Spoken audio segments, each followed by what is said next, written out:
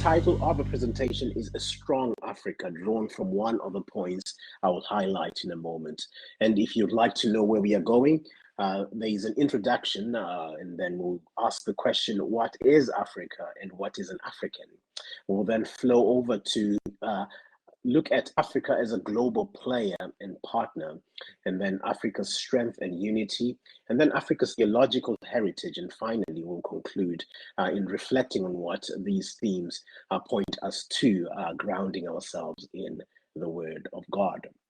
So that is the roadmap, in case you were wondering, and I shall now launch straight into the presentation I have for us.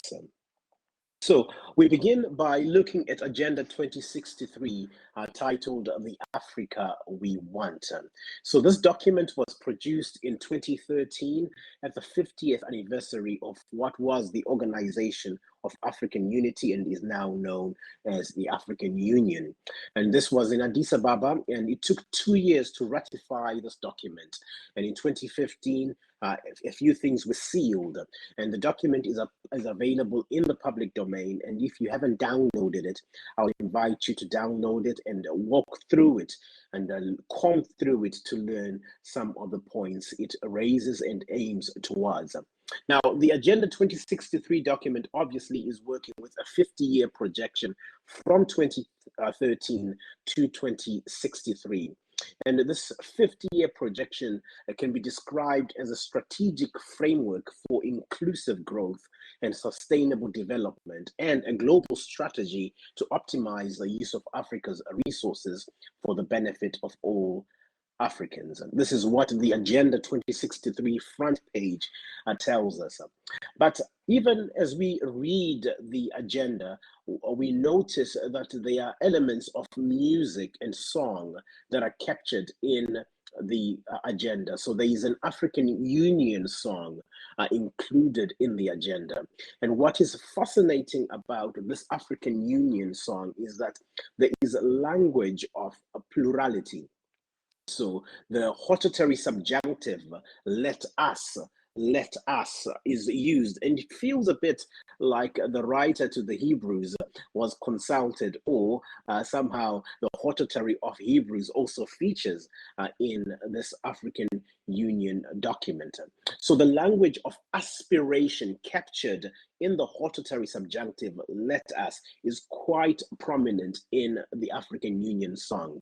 And this is not accidental, nor is it something that we can gloss over, but rather the communalism of Africa, and even the inspiration that comes from communal engagement is captured both in the aspirations and even in the song that galvanizes the people of Africa. I had the privilege of listening to the song some time ago, and the song itself is written by a South African.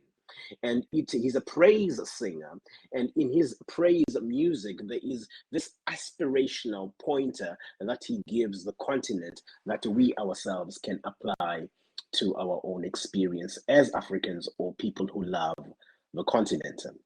So Agenda 2063, in summary, is a shared strategic framework for inclusive growth, and it focuses on African resources, Africans, and even the future of the people of Africa. The other thing we notice within this document is that there are 7 aspirations,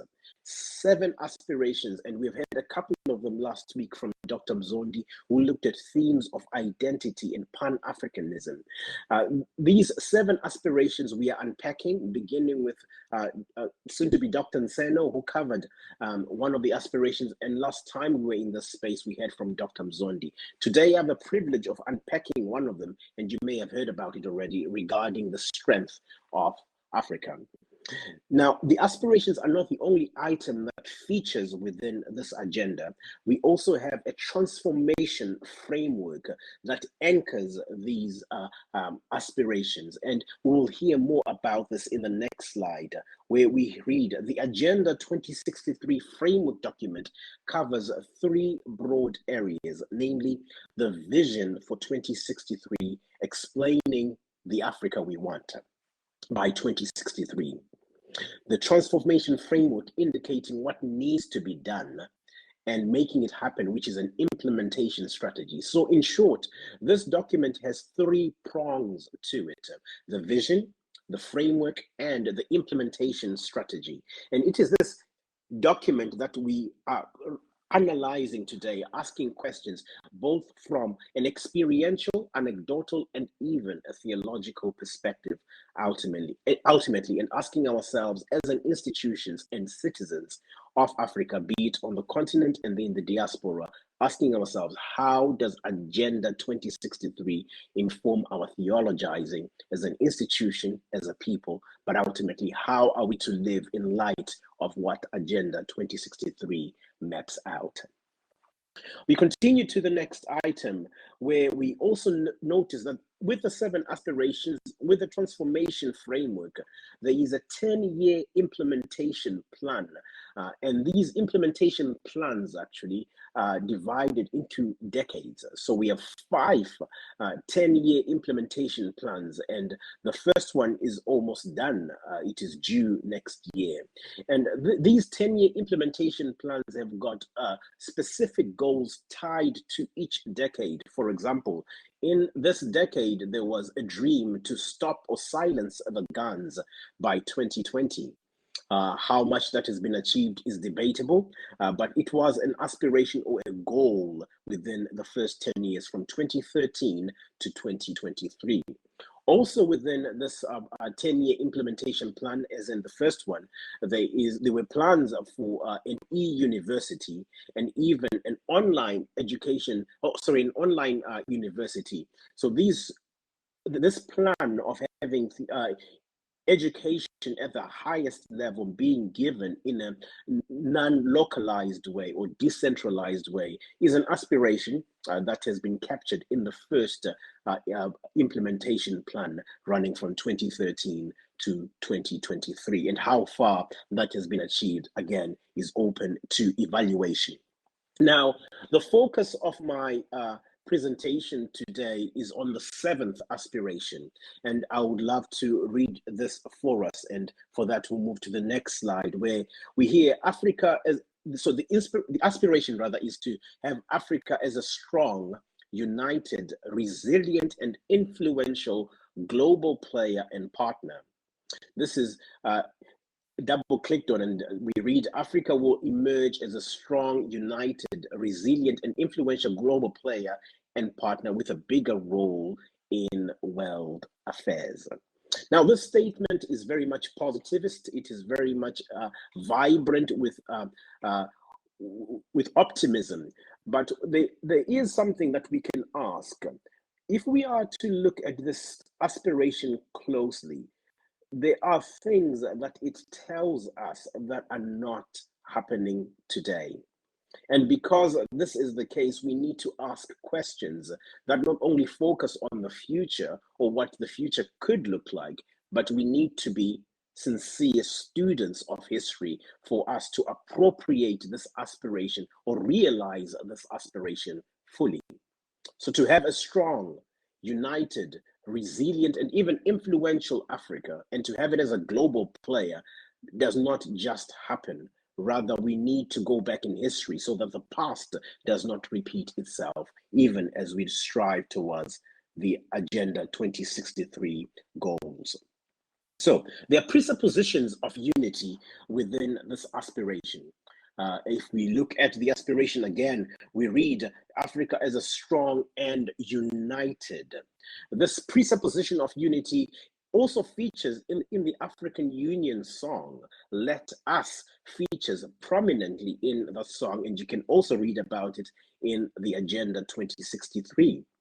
Now, this presupposition of unity may seem innocuous, it may seem bland, but there is much to say about the journey towards unity, even in the organization of African unity and where Africa is today. So unity is a major theme that not only tells us aspects of history, but it also colors what Pan-Africanism looks like. The other thing we notice within this aspiration is the presupposition of Pan-Africanism.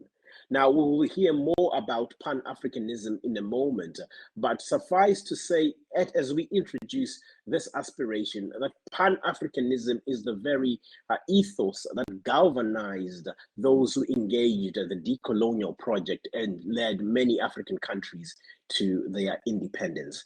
Pan-Africanism is key to us understanding and interpreting Agenda 2063, because it is the very lifeblood, one may argue, and the very framing ethos that shapes some of the aspirations, or even all of the aspirations. And as we read this agenda, it is fundamentally important that we have a brief or a concise understanding of where Pan-Africanism comes from and how it developed even into influencing some of the aspirations we read in Agenda 2063.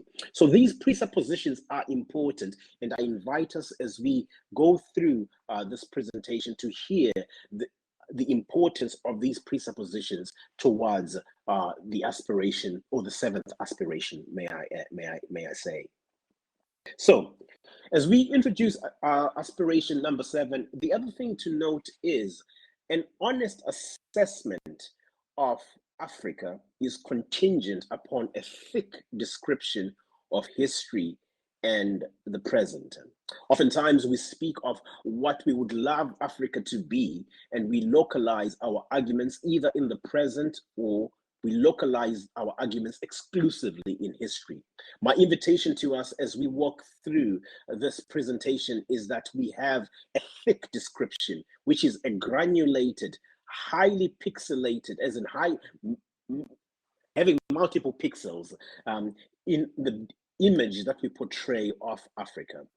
In other words, for us to appreciate what the seventh aspiration can be, or what it can contribute, it is highly important for us as those who are participating in this project to hold a thick description. Now, the term thick description comes from a sociologist called Clifford Geertz, and he borrowed it from two other sociologists called Berger and Lackman. And these two sociologists have helped the very sociological readings that look at human behavior and interaction in community. And this thick description has been used by sociologists from the mid-20th century even to the present. And it's important for us to not only describe Africa in ways that are limited or in ways that are narrow, but as much as possible to appreciate the different histories that we hear regarding Africa, and also to appreciate and to color in as much as possible the realities that the different nations and peoples are experiencing in Africa today. So this is a thick description, and it is fundamentally important in our engagement with this document. So we continue, therefore, to look at the first main heading. What is Africa? And what is an African? Now, this may seem unimportant as we look at Agenda 2063, but I posit that we cannot have a clear understanding of the seventh aspiration, or we cannot realize the seventh aspiration without asking the basic question of what Africa is and what an African is. Because in this room, and even beyond this room, definitions of what Africa is and definitions of what an African is are a host. It is therefore important for us to come to a shared definition, so that from this shared definition, we can then launch towards our unpacking of the headings that follow. And with that said, allow me to attempt to define this for us. What is Africa, and what is an African? Now, we begin by looking at the geographical reality. Africa is the second largest continent in the world. Let that sink in for a moment. And the way that the maps of the world, the globe, is often projected is actually inaccurate, because Africa, the United States, fits into Africa and leaves even more room. Africa is 30.3 million square meters large. We boast 3,000 languages. And when we hear 3,000 languages, it may seem as if some would call them dialects, but I would like to push back against that. An African language is a language in its own right, and it is not a dialect or a subcategory of any other language. And so it is important that we underline the diversity of Africa, the immensity of Africa geographically as well. Now, it is important also for us to gauge or to measure what Africa looks like economically. Though the continent is geographically immense, it is huge in size. The important thing to compare it to is its GDP, is gross domestic product per capita, that is per individual. Now, the United States boasts an average of 63.5 thousand gross domestic product per capita annually, whereas Africa can only measure 2,180 US dollars per person. Now, this disparity between the United States and Africa is startling. And it speaks not only to the numeric difference, but to underlying realities that have caused the disparity to be exacerbated year after year. It's also interesting that Africa is home to 1.3 billion people, and the number is set to rise in the next decade. And at the moment, Africa is the continent with the most young people under the age of 30. And in the next 20 years, these young people will be thought leaders and influencers across industries. And these figures are important for us because as we look at these figures, there are questions that come to mind regarding manufacturing, regarding travel, regarding opportunities even that are available to the average African. Can we speak about Africa without knowing these figures? I argue we can't. And therefore, it is important that we have a multiplicity of statistics that inform us of the reality we are facing. The thick description of Africa, from economics to politics to the experience of the individual, are fundamentally important before we map what a strong Africa can look like. We move on to the next slide regarding what an African is. Now, borrowing from the work of Ikpe, who's a Tswana scholar based at the University of Botswana in Gaborone, he writes, an African identity can neither be authentic nor homogeneous.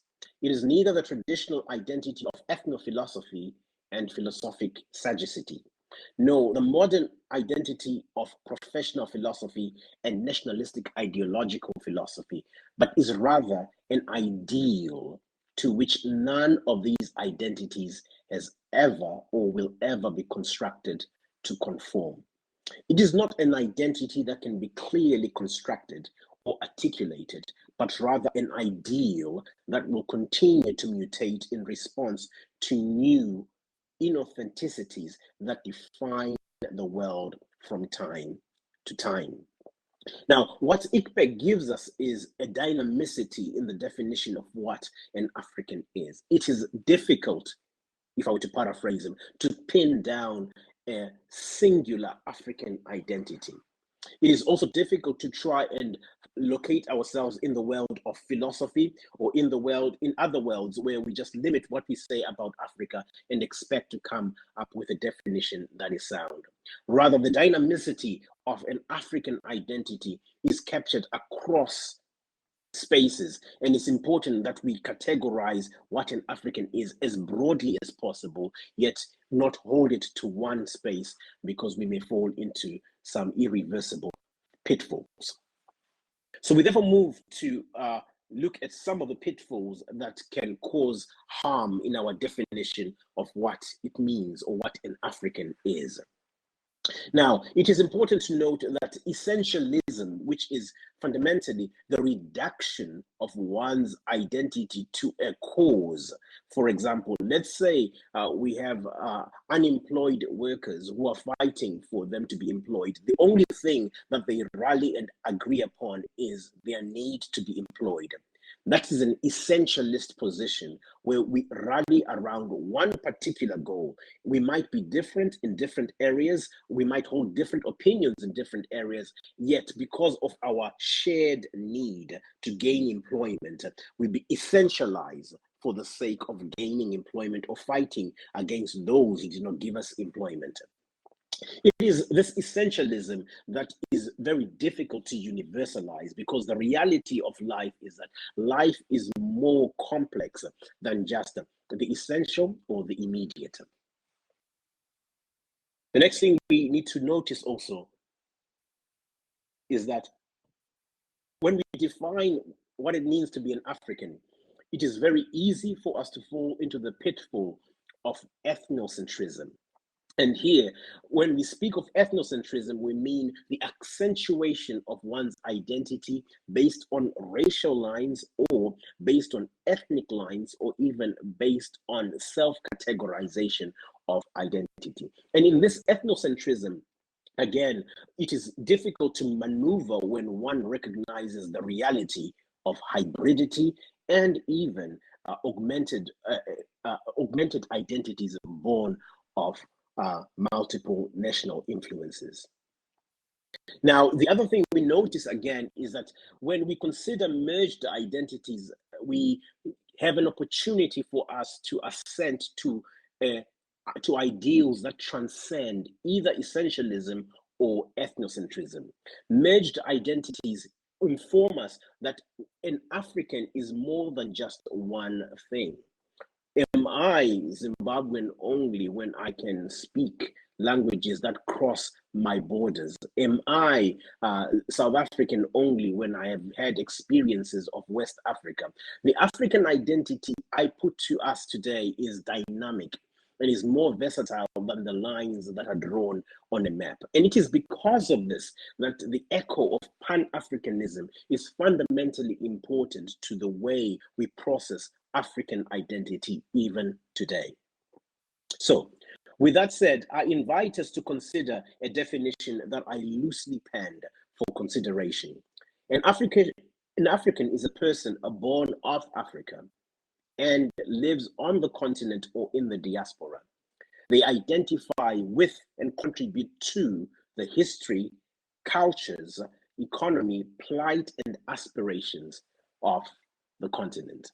Now, I'm sure some will push back against some elements or even augment some of these elements, but for the purposes of this presentation, I invite us to consider Ikpe's words and to distillate them to what I here give us as a definition of what an African is. With that, I move on to the next heading, Africa as a global player and partner. When we consider the nature of the globe or the world, and we consider the nature of globalization, one thing stands out starkly. Africa is not contributing as she can. Africa is limited in the way it contributes to the global dialogue, political ingenuity. Even the realities that affect other parts of the world are not of primary concern to Africa, because the fact is, Africa is weak. Now, it's sad to speak like this, but when we employ a thick description, when we employ a description that is granulated and has multiple pixels, our arrival at the portrait presented is the same. The continent of Africa carries wounds from history, but in the present, its clout and influence is limited. And because of that, the conclusion we arrive at is Africa is not a huge or influential global player, and Africa is not a desirable global partner. We move on then to look at the aspiration. Africa is a strong, united, resilient, and influential global player and partner. This aspiration is projected into the future. It is projected to 2063, which means that today, as we live on the African continent, there is evidence of Africa being weak. There is evidence of Africa being disunited, or in disunity rather. There's evidence of Africa not being resilient in many areas, and there is evidence of Africa not being influential. So if this aspiration is true in its coining, and if this aspiration describes what could be, then where we have been needs to be underlined as well. Why is it that Africa is not strong? Is the leading question that this aspiration presents to us. Why is it that Africa is not united? And why is it that Africa is not resilient? And I'll attempt to underscore some of the reasons why this is so. Now, the fact is, Africa is not a global partner, it's not a global player, and Africa is treated more like a resource and a testing ground by the Occidental world. Now, we speak of multinationals, we know of this language, it is not an area I work in every day, but the reality is multinationals could be considered to be extensions of other nation states in the neo-imperialistic project. The reality of imperialism is that it's not a historical event only, but there is also a present outworking of imperialism, and it is called neo-imperialism and even neo-colonialism as it expresses itself differently. The fact of the matter is imperialism and colonialism can be traced way back even to the time of Alexander the Great, where in 333 BC, the project of Greek hegemony, where Alexander the Great wanted to conquer the known world and managed to do so based upon a unifying philosophy around education, even moving from education, looked at language, and even then to religion. These three areas Alexander the Great made unified and then used this project of hegemony to conquer the known world, assimilating people into what became the Hellenistic project. As we look at Alexander the Great, we see a repetition of this with the British Empire, we see it with the French, we see it with the Portuguese, and all of this is captured in one word: colonialism. We can't speak of an Africa we want in political terms without looking at where Africa has been in the scramble and partition of Africa. So the multinationals we have today, yes, they contribute much to the world's economy, but the fact also remains that the foundation upon which they stand is the neo-imperial and neo-colonial space, where we need to navigate with an informed, thick description, so that when we start to project our understanding of the Africa we want, we project this understanding not ignorant of history, but informed by it, so that the Africa we want can be realized without the weaknesses or the influences of the past. The next thing we notice is, even when we speak about pandemics, we are living through one at the moment with COVID-19. The fact is, Africa was not at the forefront of producing a vaccine. Rather, it was waiting to receive aid and help from elsewhere. We have heard of words like Sputnik, Moderna, AstraZeneca, but no viable vaccine was produced on the African soil. This again points to the fact that Africa is not strong. When we think of big tech does not have major contributions coming from the African continent. Rather, big tech uses African resources to enhance its own objectives. Recently, I was reading in the Times magazine a story of Facebook moderators based in Nairobi, underpaid, and also when they complained about the amount they were earning, or the amount they earn, there was pushback from the Silicon Valley. If this is the reality on the African soil, where big tech can establish a foothold on African soil, yet at the same time not appreciate that the African has strength and contribution to make to the global conversation, then there's something to say about the state of Africa. Africa is weak. When we speak politically, Africa is politically and economically weak, and we can look at Bretton Woods systems, the IMF and the World Bank. The way that Africa has been grafted into the IMF and the World Bank post-1944 communicates to us that Africa is not a major player in world economics, but rather it is a substandard player.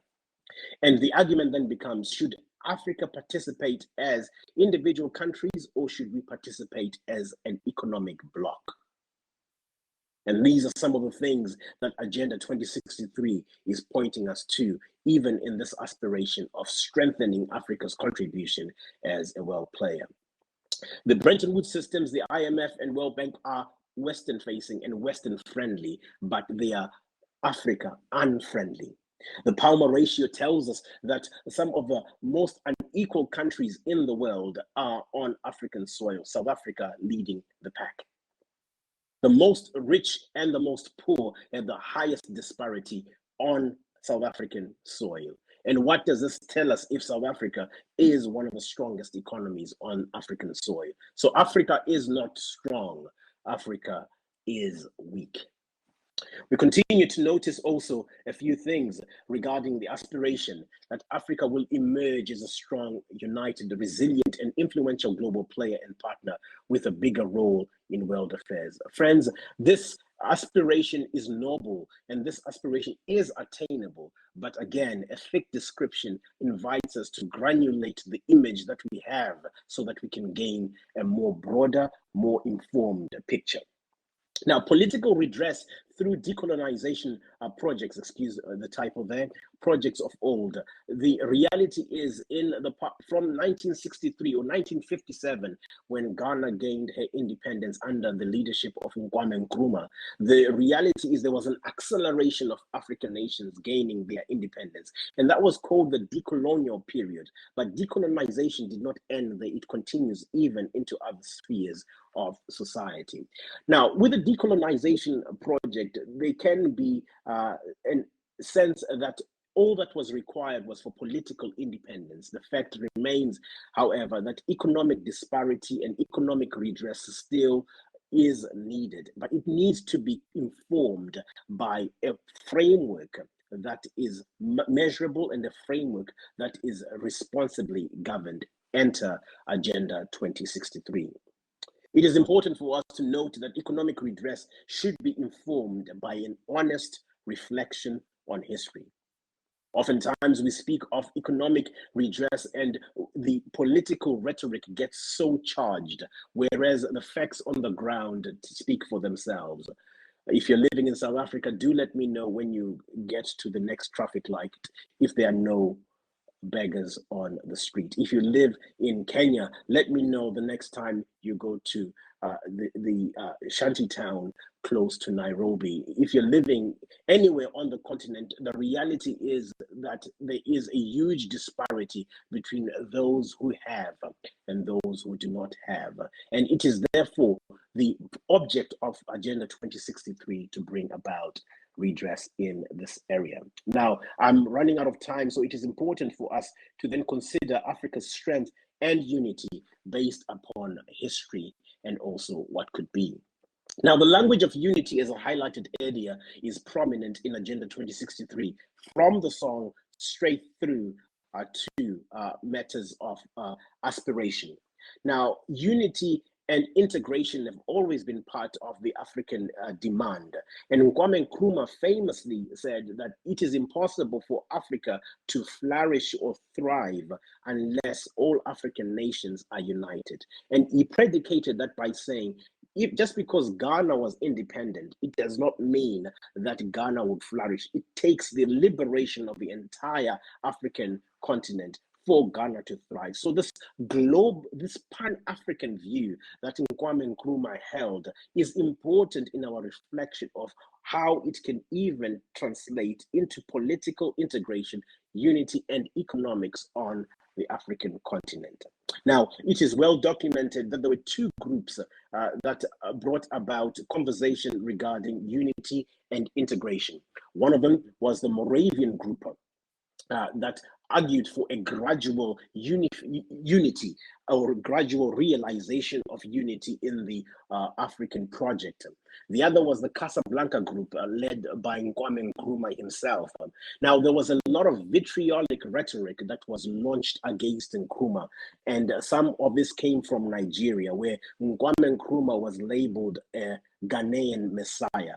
And it was a caricature of control aimed at communicating to Kwame Nkrumah that unity is impossible because somehow in the African psyche, the person argued, somehow we cannot control our own ambitions. Whereas Nkrumah was seeing beyond the reality of the personal or even the national, understanding that neo-imperialism is not something that just arrives, but it is given opportunity to arrive on the African soil if Africa does not take the right step towards unity or even a federation of African states, which is what he was pointing to. Now, the vision and ideals of Pan-Africanism don't belong on African soil alone. We know of people like Marcus Garvey in the 1920s, who even communicated the importance of having an African identity that is broader than just the African space, but even into the Caribbean. And this informed later Pan-Africanists like W.B. Du Bois and even Kwame Nkrumah himself. Now, in 2013, a letter was written by the then chairperson of the African Union, Nkosazana Dlamini-Zuma, and she wrote a hypothetical letter in apology to Kwame Nkrumah, arguing that the Moravian group was wrong. But actually, we have seen the realities that Nkwame predicted, in that unity is what must govern the way Africa functions for it to be a strong Africa. And it is this that we can learn from, in that history tells us and gives us the present, when we reflect on history from the present, we see with 2020 vision. It has been over 50 years since Kwame Nkrumah made the utterances towards unity, yet the reality of unity has not been realized across the African continent. The fact remains that groups like the Lord's Liberation Army in Uganda with Kony and a few others run amok on the African continent. Unity on the African continent is desirable and necessary for Africa to be a strong Africa. So it is with this apology to Kwame Nkrumah that we get into Agenda 2063. And we notice a few things. There is a need for unity because unity facilitates intra-African trade. At the moment, it is recognized that Africa does not do much trade with Africa, but rather Africa does more trade with externally. And this has an impact on the way Africa as a continent can be strong. There has been rhetoric even in the first 10-year implementation plan around the African passport.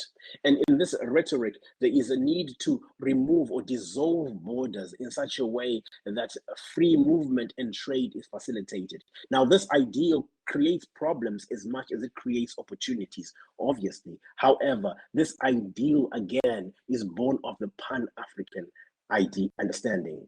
Now, redressing the intra-African visa and immigration system. If you've lived in any other country apart from your own, you would know that Africans have a hard time settling in Europe, in the States, or elsewhere. It is actually a huge budgetary item for every African family for them to relocate. Yet, there is an opportunity presented by the aspiration number 7 that we read earlier for us to redress the immigration systems and visa systems that govern the borders that we live within. Now, as we consider this, I would like us not only to think of the Agenda 2063 as the point 7 of a strong Africa, but even to transcend our thinking to a theological plane. And here I would invite us to consider a couple of items. The first thing is that Africa has a strong theological heritage, and I will highlight why I'm emphasizing this. We can consider the the formation of an of universities being an African contribution. Alexandria in North Africa was actually an African product. So the higher education owes itself to the African contribution, and this is underscored by the annals of history. Exegesis, which is an exercise in biblical studies, owes its existence to the African continent, where the likes of Gregory Nazianzus, Basil of the Great, and Gregory of Nyssa all contributed to the interrogation of the biblical text. Christian dogma owes itself to the likes of Tertullian, Augustine, and Athanasius. Athanasius, famous, of course, for arguing for the Trinity, and Tertullian giving us a solid understanding of the church early on. And Augustine, who doesn't know. Now, and then rhetorical and dialectical skills, again, the ability to argue, the ability to engage dialectically. So the foundations of philosophy, one may argue, find themselves owing a lot to the African enterprise. And so when we speak theologically, the contribution of Africa has been immense. And in these contributions, there has been expressions of unity that we can picture and mimic even as we look to the future. The question then becomes, how can a theological unity and an understanding of theological unity inform point 7 of Agenda 2063? And there I would argue, as I conclude, that what we see in Ephesians 2, what we read of in Africans of old, and what we see happening even in the Afrofuturism that is dominating the entertainment space and even the creative space of Africa, beckons to us the reality of Africans being able to work in unity to realize any aspiration, both in history and in the present. And for that, I believe, as a continent that boasts the most number of Christians, as a continent that boasts the growing number of churches, as a continent that boasts a theological reflection that is deepening, I would say to us, the unity we see in Ephesians 11 to 22, where we read from the ESV. Therefore, remember that at one time you Gentiles in the flesh called the uncircumcision by what is called the circumcision, which is made in the flesh by hands. Remember that you were at that time separated from Christ, alienated from the commonwealth of Israel, and strangers to the covenants of promise, having no hope and without God in the world. But now in Christ Jesus, you who once were afar off have been brought near by the blood of Christ. For he himself is our peace, who has made us both one and has broken down in his flesh the dividing wall of hostility, by abolishing the law of commandments and expressed in ordinances, that he might create in himself one new man in place of two, so making peace, and might reconcile us both to God in one body through the cross, thereby killing the hostility. And he came and preached peace to you who were far off and peace to those who were near. For through him we both have access in one spirit to the Father. So then you are no longer strangers and aliens, but you are fellow citizens with the saints and members of the household of God. Verse 20, built on the foundation of the apostles and prophets, Christ Jesus himself being the cornerstone, in whom the whole structure being joined together grows into a holy temple in the Lord. In him you also are being built together into a dwelling place for God by the Spirit.